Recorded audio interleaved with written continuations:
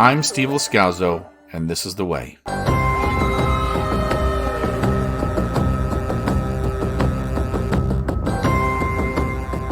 Welcome to the recap and discussion podcast episode for Season 2, Episode 8 of Andor, a Star Wars story, now streaming on Disney+. Who Are You? Is the middle episode of the BBY2 story arc. This podcast episode you're listening to right now could contain information from any Star Wars content released as of May 6, 2025. There are First Impressions podcasts that review story arcs released so far, in addition to recap and discussions for the first 7 episodes now of Season 2. This is the 8th. By the end of this week, we will have watched about 4.5 hours this season, and by next week's finale, more than 6.5 hours of Star Wars television will have streamed in a month's time. On program. That means hands on head, eyes front, feet on the floor. Do it! Tony Gilroy, scriptwriter and Hollywood script fixer, is the showrunner and creator of Andor. The writer delegated to handle story arc BBY2 is Dan Gilroy, one of Tony's brothers. He also wrote all 3 scripts of the Aldhani arc in Season 1. The director for this block is a new one to Star Wars as of Episode 7, Janusz Metz. And after Episode 9 is complete, Alonso Ruiz Palacio will bring things home with Episodes 10, 11, and 12. Since the episodes get produced in groups, and that's by design, there's crew overlap. There are probably more new faces in the cast each week, but if someone returns to cast or crew, I'm going to skip the mention of them to save time.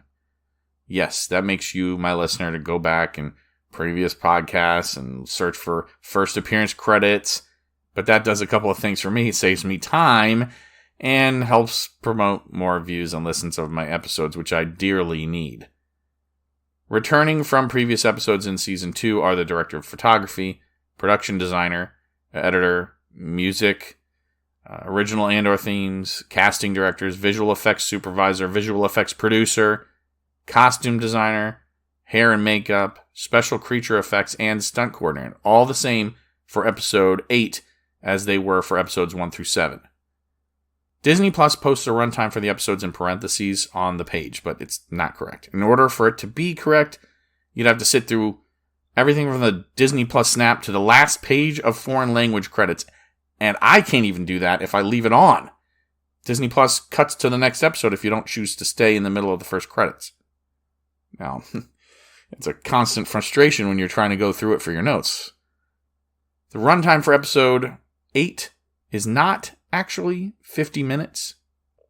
The original theme music starts, you watch 40 minutes and maybe a second to the cut to black from Edie Karn watching the news on the Ghorman massacre. But if you skip the original theme, you save yourself a little more than half a minute, about 39 minutes, 29 seconds total runtime. If you start with the camera shot focusing on the Ghorman Capitol Square, with the Imperial Security Building looming over it, and then going to Edie. The thumbnail description available on the show's Disney Plus episode tab reads the same as the description on the show's episode page in Disney Plus. It reads, Imperial manipulation, Ghorman frustration, Cassian and Cyril center stage as Palmo erupts. You think anybody's listening? I discuss the main build cast, every episode recap and discussion, whether they're new or not. 8 episodes in, however, it just becomes a mention and a mention only. I'm not going to go through and discuss if they were in Rogue One or not. I mean, please check out previous podcasts this season on Andor for more about the actors' work after their first appearances. I so appreciate the support. Diego Luna is the title character, Cassian Andor. Denise Goff is Dedra Meero. Kyle Soller is Cyril Karn. Catherine Hunter is Edie Karn. Muhammad Bayer plays Woman Pak. Anton Lesser plays Major Partagaz of the Imperial Security Bureau. John Joe O'Neill is the scar-faced Captain Kaido. Richard Samel as Caro Rylans, the white-haired leader of the Ghorman Front. And Thierry Godard is Lazine. Now to cast in the order of appearance section. First appearance merits a deeper look at your resume, but anyone we've already been introduced to gets skipped. Just too many names otherwise. Nobody here gives their real name. Imani Yeshua is listed as Nervous Soldier, and that's probably the biggest role on the resume for Imani. Levi Bent is listed as Mobile Radio Man, and of his 4 roles, guess what? First was on Casualty, and I finally took a close look at the show. It's been going on since 1986. The most recent episode is actually May 3rd of 2025, Series 39, Episode 26. How about that? The Imperial Sniper is Ali Watt. He was in an episode of Outlander. And before I move along, BOS number 1 and BOS number 2 show up. I finally figured out who these were. BOS is Bureau of Standards. So these are Bureau of Standards employees of Cyril, which means in earlier episodes they appeared on screen when he was working there for a few episodes, and now they're probably just part of the crowd because nobody's in the office building. I still don't know about father and son, though, that are listed in the credits for episodes 1 through 3, so if you know, let me know. Obi-Wan. He can go about his business. You can go about your business. Move along. Move along. Move along. Episode 8 begins with the theme, and it's a woman vocalizing. It's just one voice. She's singing in the Ghor language. It's a song we don't know yet, but it's not just the theme. It's the Ghor anthem. It's haunting, and it's supposed to be. We don't know the words yet. There's no translation. Remember, it's not a chorus. It's just a single voice, and it's going to build. Things are going to become clear during the episode. And that kind of matches how things are becoming clear on the shot. The Ghorman capital comes into focus. Looming over this square is that Imperial building that they were building last story arc. The shot proves to us just how intrusive the Empire has become. It's out of place in this city. It's gaudy. It's huge. It towers over the city. It might be the tallest building on the planet. And Cassian Andor is putting together a rifle in his hotel room. He hears a commotion in the square. Sergeant Bloy is supervising the moving of barriers to a more defensive position. Instead of keeping people out of the square, they're going to allow people to gather. And I would have liked to have seen a scene where the Ministry of Enlightenment starts spreading this word. Hey, everybody, come to the city center. I know we're being told a story where Ghormans are taking the bait, but even this seems just too suspicious to me. Why would you have it blocked off first and then put out the barriers? If there were no barriers anywhere and then you put the barriers out, seems like more provocative. They're opening the plaza. You hear that? I'm looking at it. They're not opening anything. They're putting a shell around the building. What do you mean? I won't get us up from here. I'm presto. They're building a fortress. The Ghormans are taking the bait. Willman has this romantic interest in Drina, and I'd like to have seen that relationship be costly to him. I know we later see him get hurt. That's not a high enough cost. At least, Star Wars, lose a limb or something.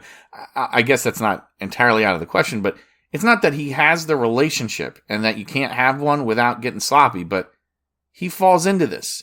And so much is going on. His care and his attention is definitely diverted from the mission. We've seen others be more careful and have to pay a price. Will, he just seems to get away with it. Dedra is in the IOC building secure room. She's waiting again on Partagaz to video call her. Mr. Bad Luck Ghorman is on Team Dedra. For some reason, this guy is continuously looking out for her. He urges her, be calm. Settle into the evil.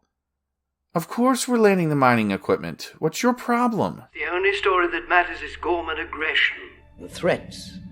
The inexplicable resistance to Imperial norms. We need what's in the ground. The Empire has been patient long enough. Our struggles with Ghorman are well documented at this point. The next scene to me is so great. The first galactic news hit, we see parrots what Partagaz just told Dedra. Imperial norms, testing patience, introducing the rumors. The continued and inexplicable Ghorman resistance to Imperial norms. Many people, even some Ghormans, have already been asking how long the Empire's patience can be tested, and here we are this morning with rumours of a general strike. The media conspiracy doesn't have to go far. I mean, it just has to be someone in the press division telling any one of these reporters a little secret. Hey, I just heard this. And then they're going to run with it. They're looking for something to tell, a story to tell, and if it's hand-fed to them, they're going to use it. Cyril is back at his apartment. He gets a visit from a soldier telling him, hey, it's time. Let's go. IOC building. Let's for your safety. And give the Imperial Army or whatever division this is credit. They're protecting their own here. They're protecting family members by getting them out. And I am not sure in a few years that they'll even bother with this step, right? He still hasn't packed, though. The citizens of Palmo are blowing horns, trying to rally people to the plaza, and it is really, really dumb. Caro knows it. He gets Admiral Akbar's line, albeit in the Ghor language. It's a trap!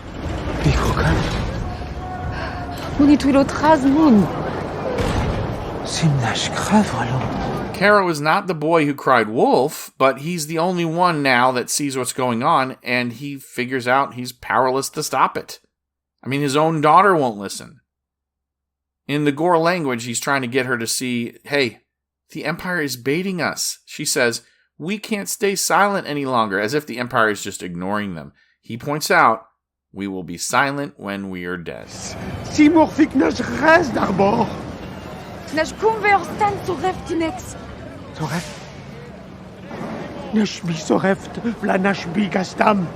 The people in Palmo start marching toward the town center, and they are chanting.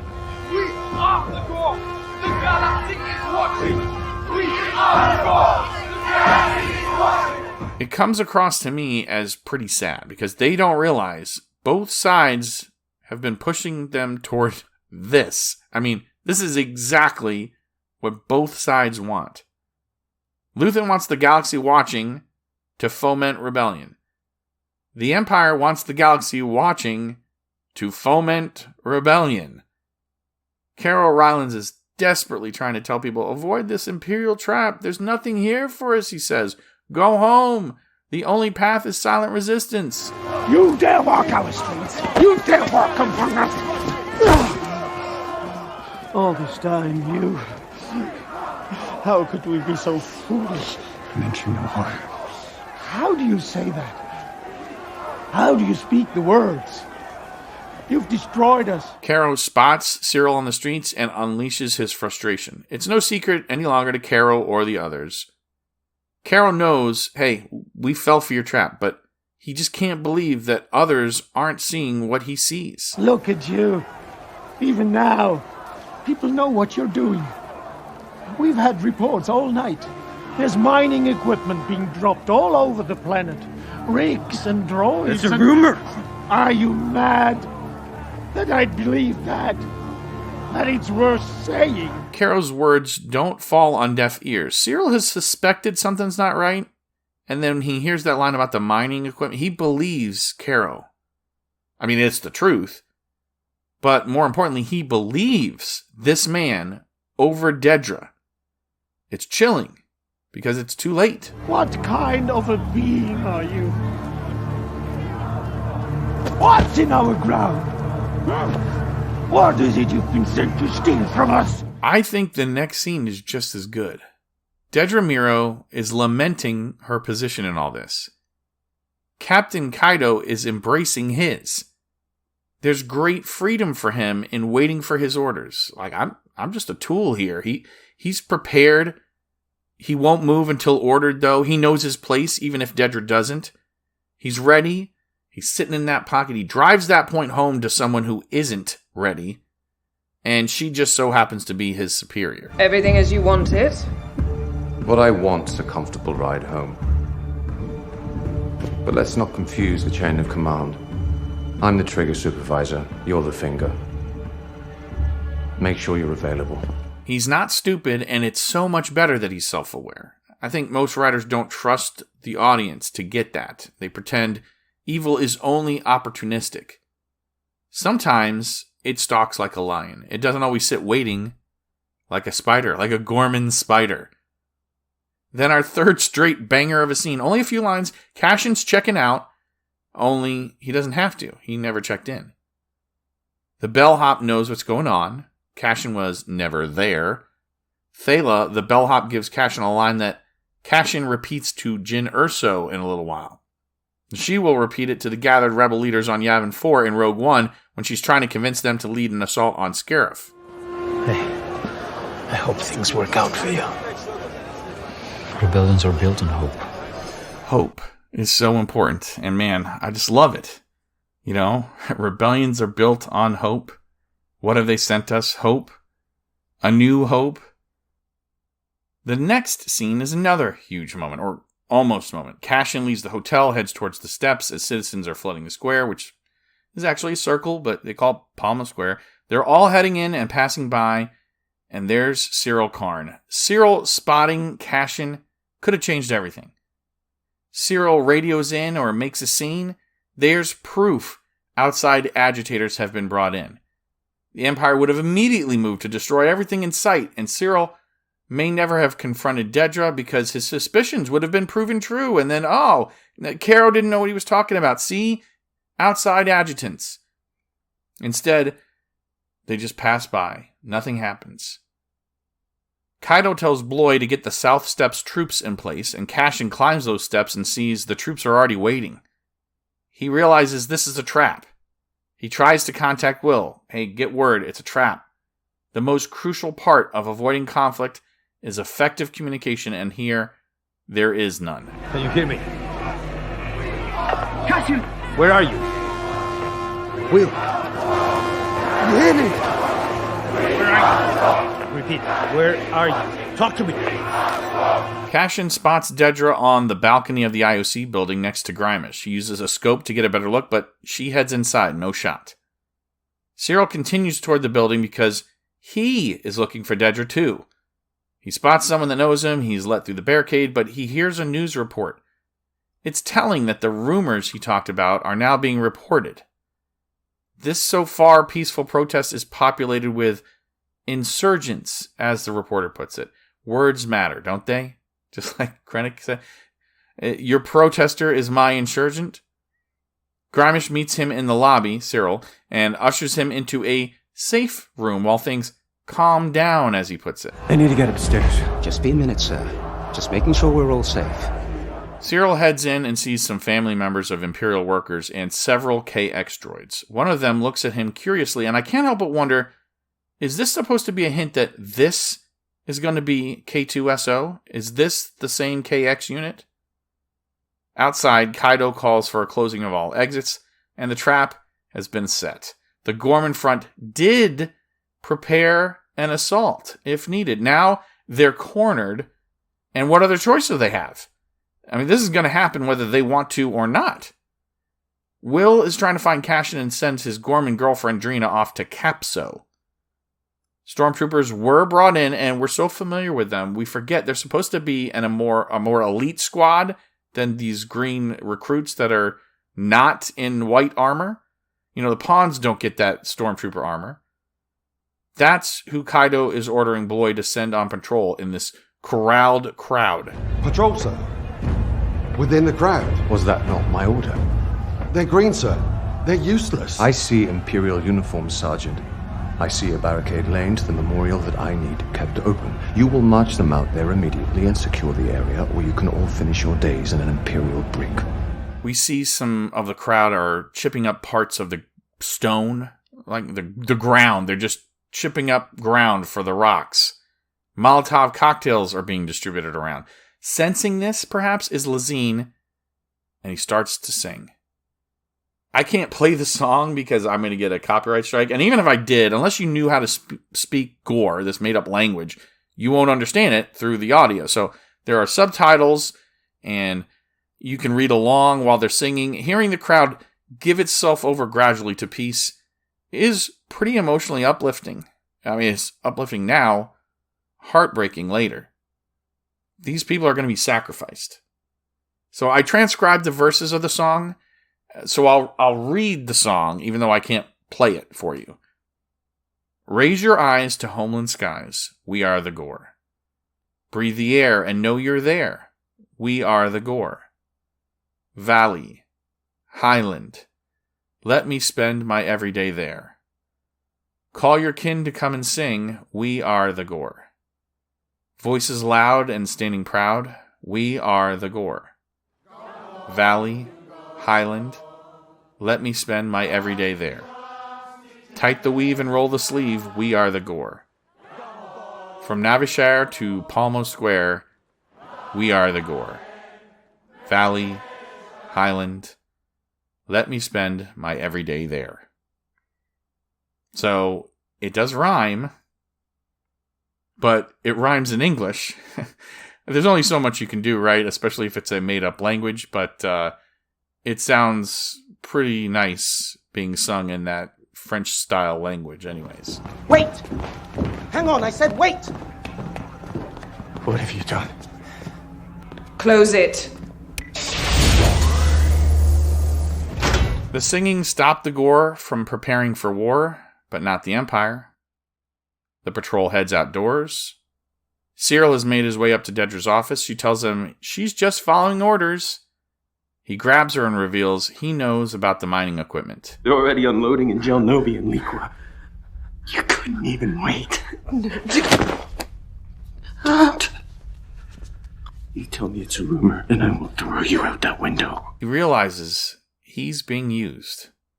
He has been obsessed with following the rules and law and order, and now he realizes it's all been a lie. He's trying to choke the life out of someone we thought he loved. How long have you known this?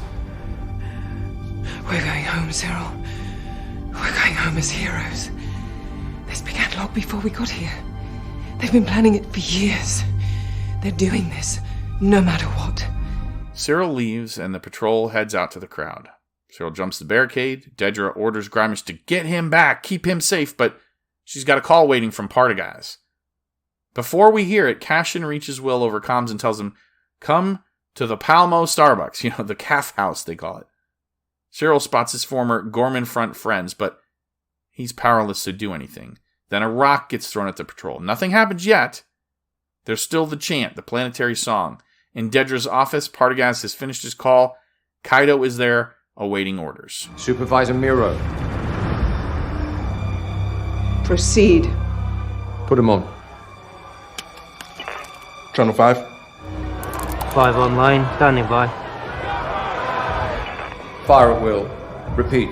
Fire at will. TIE fighters buzz the crowd, and I thought this would have been the opportune time for a shot to ring out, since there was this confusion, and the scream of the TIE fighters would help mask the location that the shot was fired from, but the Empire doesn't care. They're doing this, remember? Bloy orders a retreat, and then the sniper fires and drops one of his men, and then the call is retreat and open fire. Withdraw! Withdraw!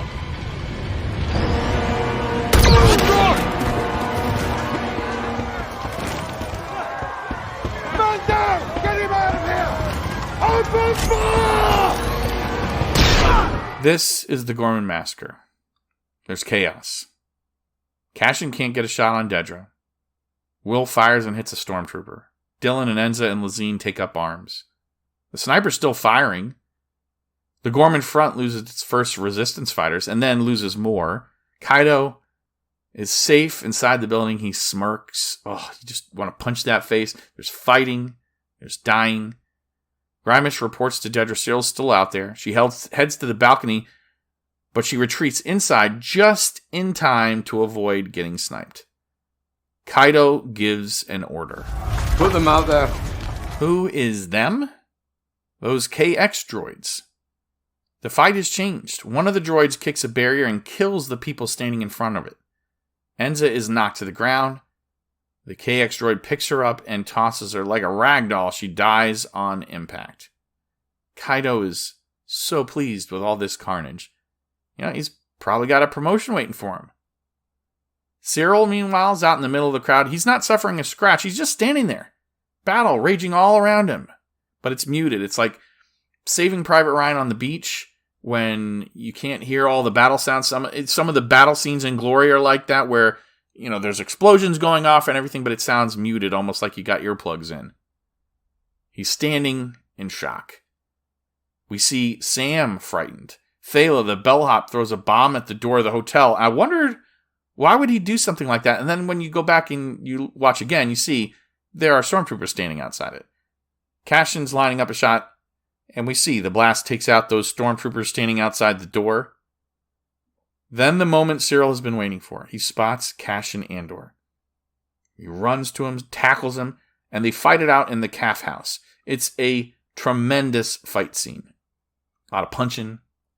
Cassian gets the upper hand, and then an explosive and a barrage of blaster bolts forces him to take cover. Cyril then grabs Cassian's weapon. He's got him dead to rights. But Cyril pauses. He doesn't shoot right away. I mean, this is the gunners on Darth Vader's ship not shooting the escape capsule holding R2-D2 and C-3PO. This is Anakin not believing Palpatine, and then he lets Mace Windu kill the Emperor.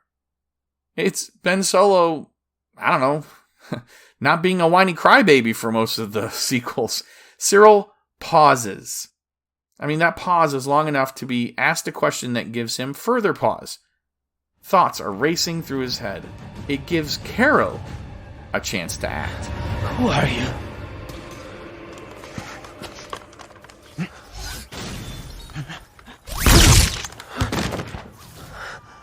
That wasn't a thought racing through his head. A blaster bolt ends Cyril's story. Cassian still has to get out of the city. Will helps him to his feet. Dedra looks out on the square with a blank stare.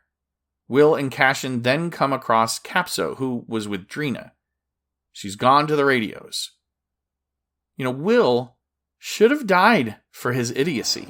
Hey, what are you doing? I'm not leaving without Drina. No. I've got to find her. Wilmot, stop. We have to leave. It's not far. Hey, everything is far. We need a ride to the ship. Look at me. If everybody just runs, they might have made it. Now this KX droid is after them.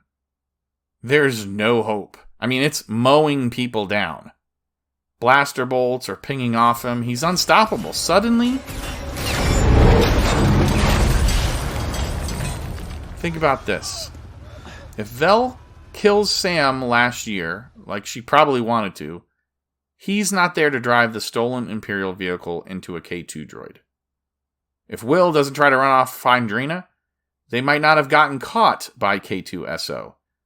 If Will doesn't cut K2 in half, and Cassian doesn't get Will to help him put him in the vehicle that Sam brought, Cassian probably doesn't make it back to his ship. If you don't have K2SO, are you able to steal the plans from Scarif? Lots of ifs. Ferrix. Stolen Sky.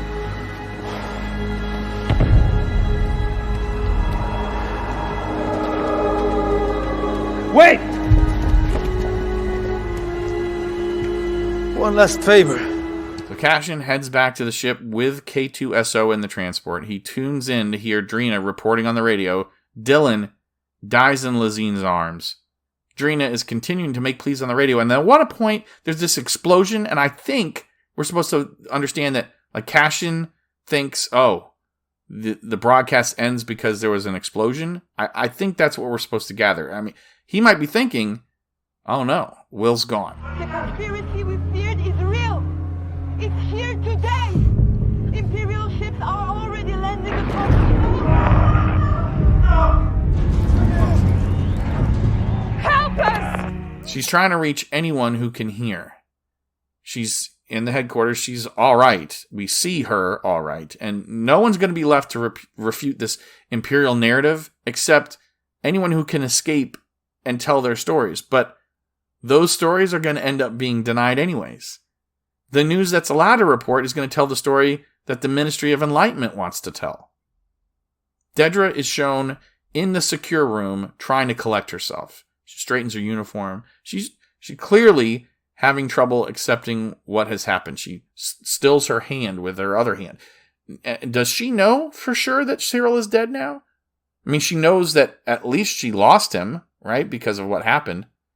But she straightens herself up, and then we cut to Coruscant where Edie is watching the news. Even as our fallen heroes are beginning their final journeys home, questions are being asked about how an insurrection of this scale could be mounted without the aid and support of outside rebel assistance. She hasn't heard from her son. She fears the worst.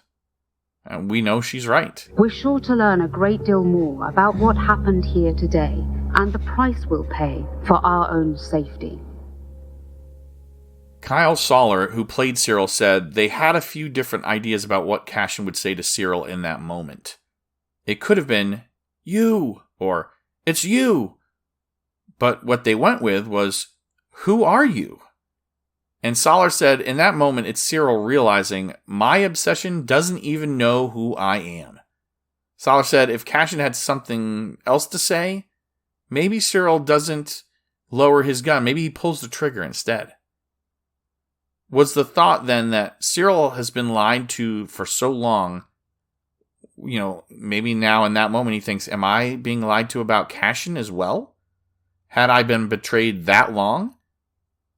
Dan Gilroy really did a lot better job than Beau Willimon did last week with the writing. We didn't know what we were missing. The Internet Movie Database calls this episode one of the highest rated episodes of television history. Not just Star Wars, all of television. Now, that's IMDb talking, but it's believable. I mean, is it true? It doesn't matter what other people think, though. What do you think? I've got a bad feeling about it. Quiet. What? This is the end of the recap and discussion for Episode 8, the middle of the BBY2 story arc. Next up is going to be Welcome to the Rebellion, which is something that Cashin says to Mon Mothma while he's rescuing her from the Senate. Welcome to the Rebellion. The Disney Plus description for that episode reads, in the Ghorman aftermath, Mon Mothma takes a stand.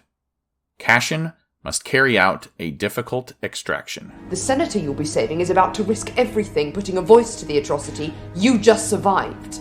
You can send feedback or comments to me via email at thisiswaypodcast@gmail.com. There are other ways. You can do it on YouTube, Facebook, Spotify, X, Instagram. The best way to reach out to me, though, is email.